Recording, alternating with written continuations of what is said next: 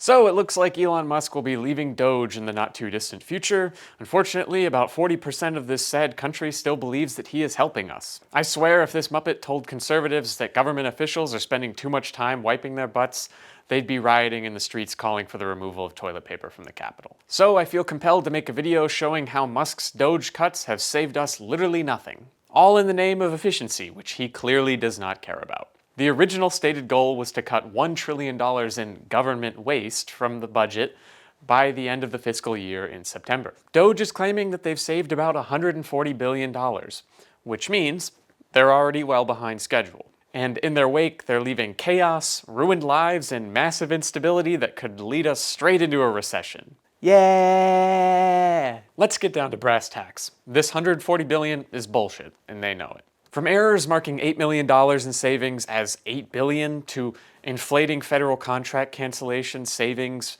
by billions of dollars, the DOGE math just doesn't add up. Their so-called wall of receipts is messier than Musk's divorce with Grimes. The world is a mess. If you don't believe me, I'll link a bunch of sources in the description. If you say those are just liberal media, I'll just say you're stupid. Problem solved. Some experts are suggesting that the actual savings from DOGE could be as little as 20% of their claimed $140 billion. This is in line with some think tanks investigating specific claims from DOGE that have shown about 32% of the actual savings are real. Even the American Enterprise Institute, a well-known conservative think tank, thinks that the DOGE cuts have not been well thought out and their numbers are inflated. But I want to pause for a second. I don't really like this word savings because that's just not what's going on. Musk and his Gooner squad are ending federal contracts that have already had hundreds of millions of dollars invested into them. In a specific Department of Education research contract, this means $400 million down the drain. And you know what we might call that? Waste. And if we want to restart any of these projects or contracts in the future, it's going to cost us even more. Well done, lads. But now for the real lunacy. A good chunk of DOGE's cuts come from firing federal workers, without just cause, I'll add, which will be important later. One such agency facing cutbacks is NOAA, or the National Oceanic and Atmospheric Association. Do you want to know what efficiency looks like?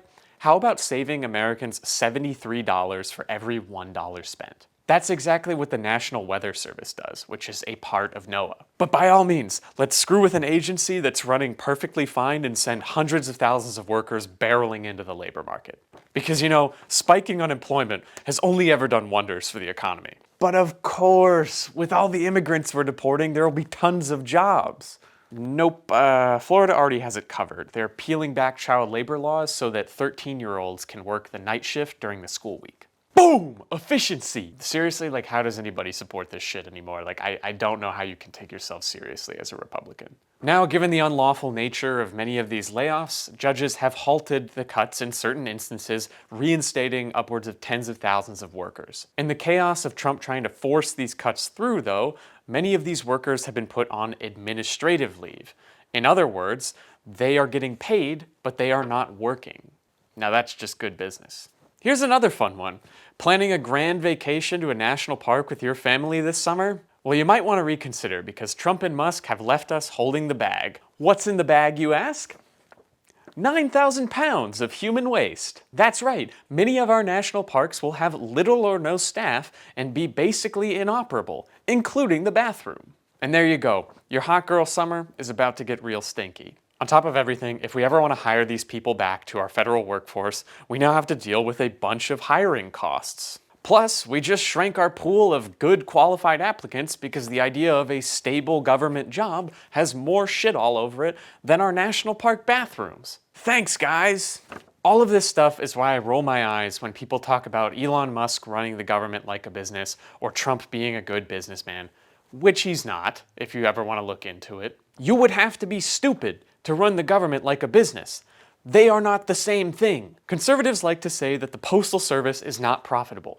No shit, it's not profitable. It's a fucking public service. What do you not understand? Do you really want to pay a subscription fee to get your mail? If you live in a rural area and support privatizing the Postal Service, Go talk to a local pig rolling in the mud, because even they know this is a stupid idea. And just in case you were wondering, with the DOGE cuts, many of the federal agencies that have been targeted were formerly investigating Musk for unfair labor practices, discrimination in the workforce, and a number of other violations.